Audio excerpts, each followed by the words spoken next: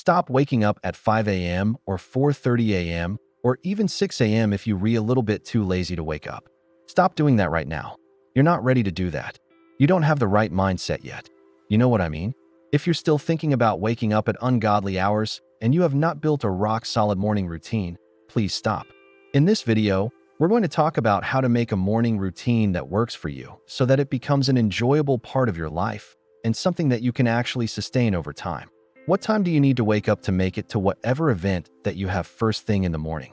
Now that you know what time you should be waking up and what time you should be going to bed, I want you to commit to those times for 1 week and 1 week only. They do it for a couple of days, and then they start feeling tired and unmotivated, and boom, they go back to their old ways. Did you feel more energized and productive during that week? Did you feel less stressed out and more focused? Or did you feel terrible? Pick a time that you want to wake up at, and then subtract 1 hour from that time. That's going to be your new bedtime. Stick to this sleep schedule for another week.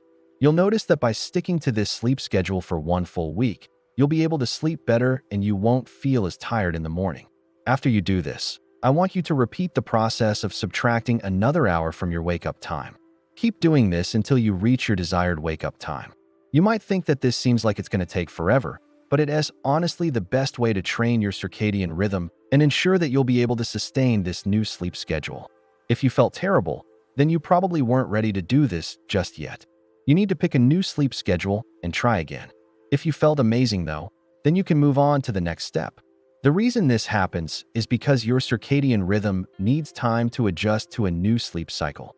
Your circadian rhythm is basically your internal clock that regulates sleep, metabolism, hormones, and other important functions. One of my favorites is called Calm.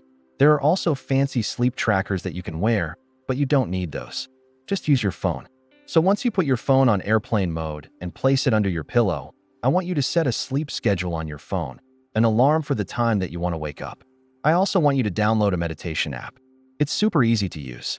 You just click the button and it starts playing the meditation music. So once you get into bed, turn on the meditation music, listen to the soothing voice and relax. Once you fall asleep, your phone will automatically start tracking your sleep. In the morning, when your alarm goes off, I want you to get out of bed immediately. Don't hit the snooze button. Get up right away and start doing some light stretches. I promise you, you won't feel tired anymore. This clock requires at least a week to adjust to a new sleep cycle, but ideally 2 weeks. This is why it's important that you stick to your new sleep schedule for at least 1 full week before moving on to the next step. If you're able to go to bed at the same time every single night and wake up at the same time every single morning for 1 full week, then congrats, you can move on to the next step. If not, I want you to keep trying until you're able to commit to one consistent sleep schedule for 1 full week. This might seem counterintuitive to everything that you've heard online, but the reason I'm telling you to do this is because I want you to build a sustainable morning routine. For example, if you have class at 9 a.m., you're going to want to be there right at 9 a.m., right?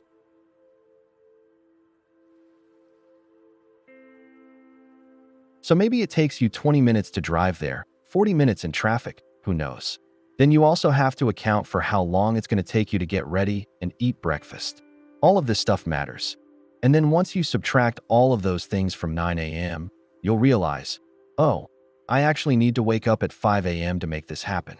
But then again, if you're someone who has no responsibilities and you're completely free, you might want to wake up at 8 a.m., and that's okay too.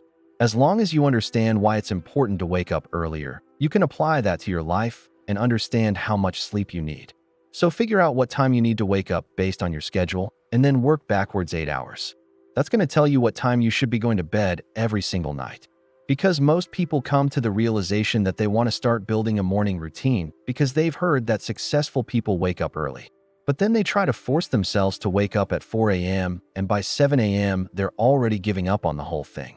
So in this video, I'm going to share with you the right way of building a morning routine.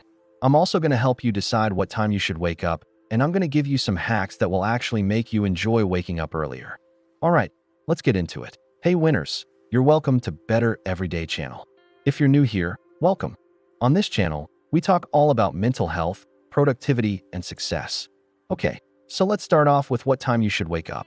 There is a rule in math called the 1 minus 1 equals 0 rule. That's just like the 1 minus 1 equals 0. Do you remember this from grade school? It means that when you remove 1 hour from the number of sleep that you need, you'll end up feeling terrible. For example, if you usually wake up at 8 a.m. after having slept for 8 hours, then if you subtract 1 hour of sleep from that equation, you'll be waking up at 7 a.m. and you'll feel terrible. Most people need 8 hours of sleep. I personally only need 7.5 hours of sleep. Well, you do some simple math. I usually wake up around 6:30 a.m. or sometimes 6 a.m. and I never really feel tired. And it's not because I'm super healthy or I eat perfectly or I drink enough water. It's simply because my body only needs 7.2 hours of sleep to function at its best. So how do you figure out how many hours of sleep that you need to function at your best? Now this next step might be surprising to you, but it's going to save you a lot of trouble down the road. You see, the biggest problem that most people face when it comes to waking up early is that they cannot sustain it. Okay, so once you've done that, I want you to assess how you felt during that week. Now I want you to pick a new sleep schedule. The final step is to use a sleep tracker. Now a lot of you guys probably have smartphones, so you can just use your smartphone as a sleep tracker. If you enjoyed this video, here is the next video that you can watch next.